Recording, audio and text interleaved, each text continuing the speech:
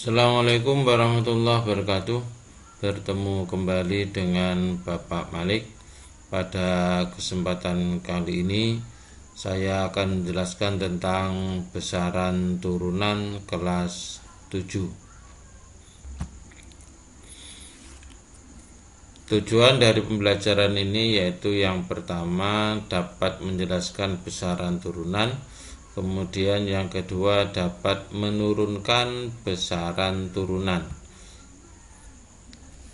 Sekarang pengertian besaran turunan dulu, yaitu yang dinamakan besaran turunan adalah besaran yang diturunkan dari besaran pokok. Contohnya yaitu luas. Nah, luas ini merupakan besaran turunan dari besaran panjang. Kemudian ada kecepatan yang merupakan turunan dari besaran panjang dan waktu.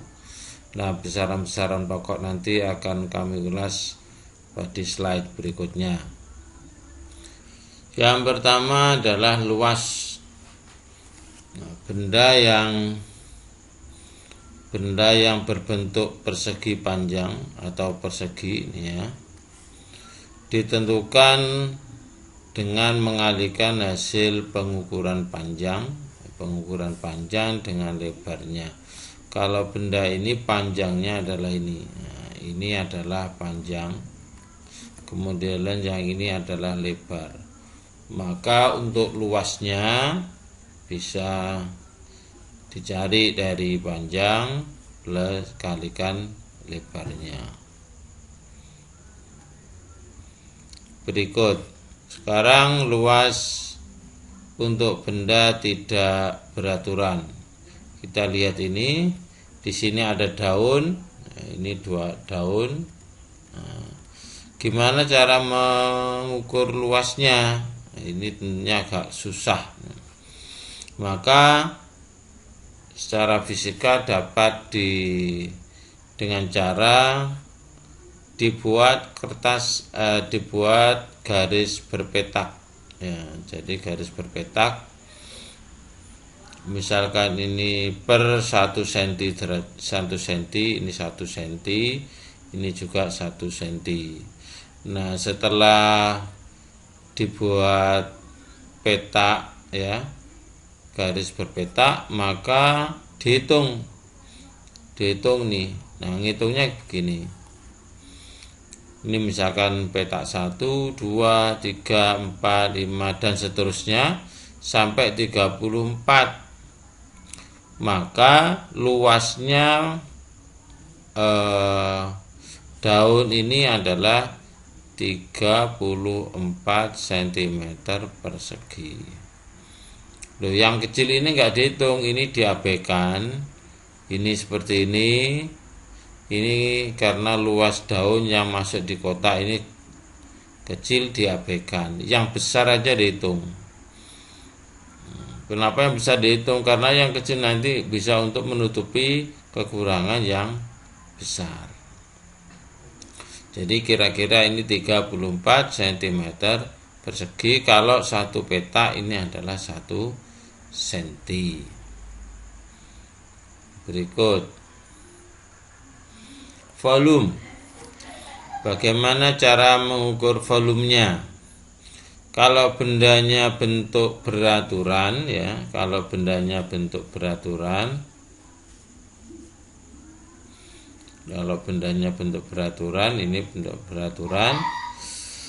Ini panjang, kemudian ada lebar, ada tinggi. Maka untuk mencari volumenya adalah panjang kali lebar kali tinggi. Kalau bentuknya cair, nah, sekarang kalau bentuknya cair kita pakai namanya gelas ukur. Maka kita tuangkan airnya itu atau zat cairnya itu, misalkan susu, oli, minyak dan seterusnya, atau air, kita tuangkan. Maka kalau di sini tertera adalah di pas 100, maka nilainya 100 ml. Dilihat nanti satuannya apa. Saya kira itu. Nah, sekarang volume benda tidak beraturan seperti batu, telur. Nah, itu kan susah. Kalau bola mungkin secara matematis bisa dihitung pakai persamaan. Kalau batu bagaimana? Nah, kalau batu kita pakai gelas ukur. Jadi caranya airnya dimasukkan dalam gelas ukur, misalkan ini angka 50 ya. Di sini 50, berarti volume air mula-mula adalah 50 cc. Ini 50 cm atau cc. Kemudian benda yang diukur dimasukkan, ini dimasukkan ke sini. Nah, dimasukkan ke dalam. Setelah dimasukkan ke dalam, maka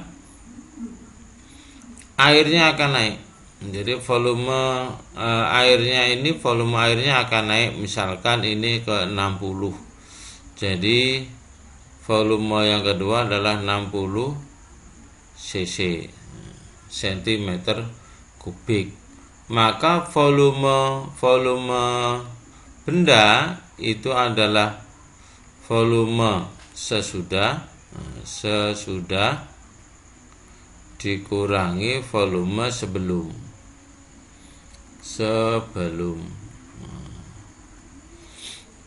Berapa hasilnya? Kalau ini sesudahnya 60 ya, 60 cc dikurangi 50 cc.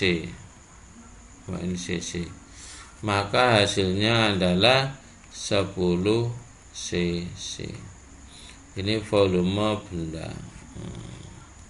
Jadi seperti itu.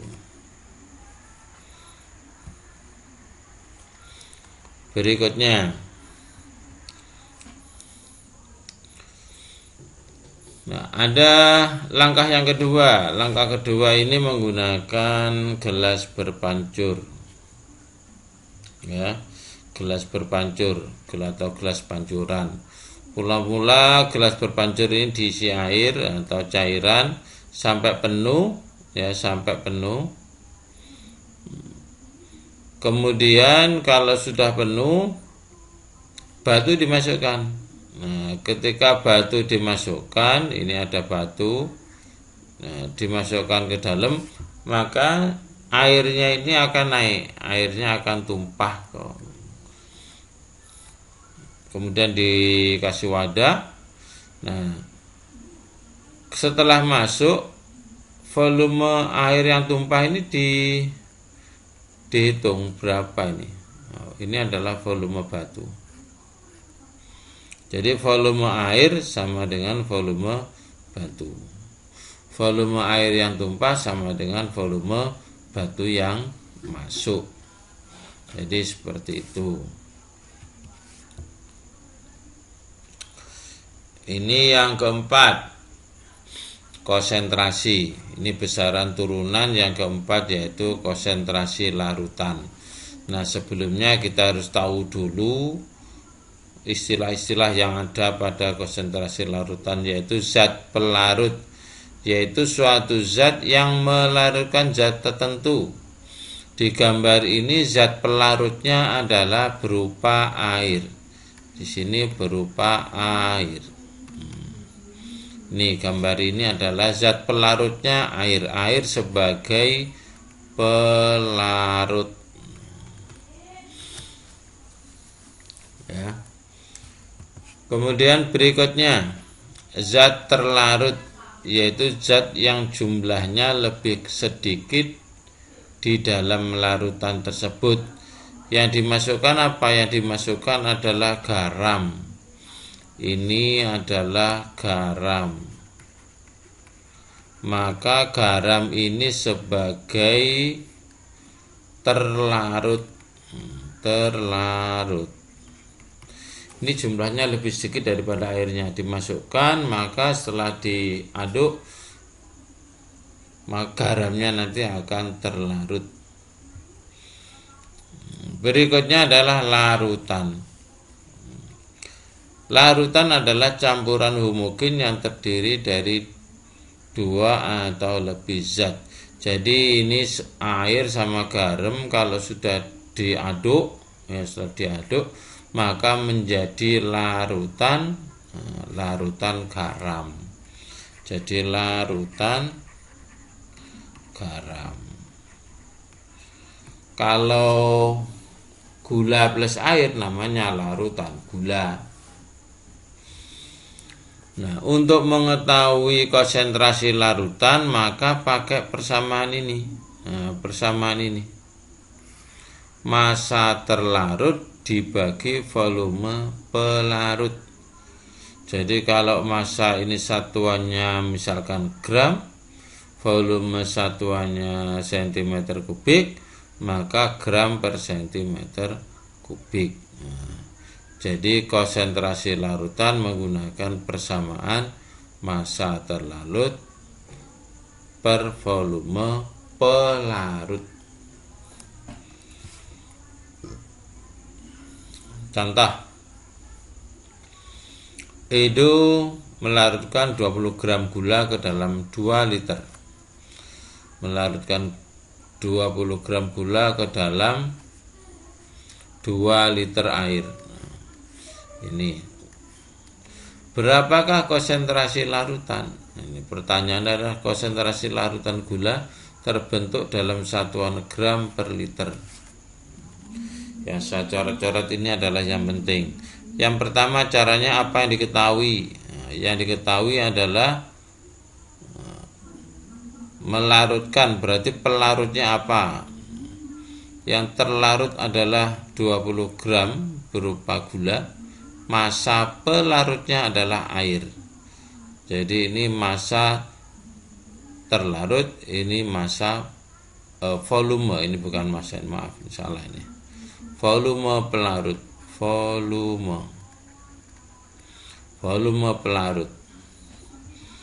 Berikutnya, apa masalahnya? Yang dipermasalahkan apa? Untuk mencari permasalahan ini kalian lihat kalimat tanya. Di sini ada kalimat tanyanya adalah ini. Ini kalimat tanya, berapakah? Nah, berarti setelah berapakah konsentrasi larutan, maka menentukan konsentrasi larutan. Ya, menandakan konsentrasi larutan gula. Nah, bagaimana strateginya?